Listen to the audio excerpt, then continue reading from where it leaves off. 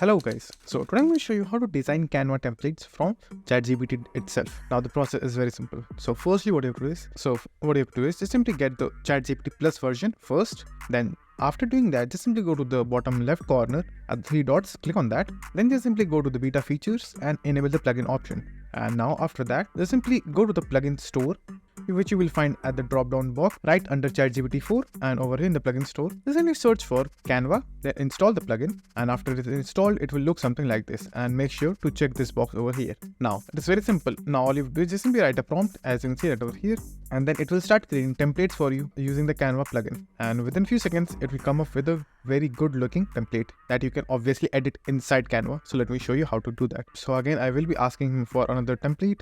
Now, the moment when it will finish up with all of the templates, all you have to do is just simply click on View Template option at the top, as you can see over here on top of number 5. Just simply click on that option and it will take you to the Canva where you can obviously edit everything that can be edited, from the text to background to color to the animation. Anything that you can imagine is possible in Canva. So that's it, and thank you for watching, and do like, subscribe to our channel, and take care.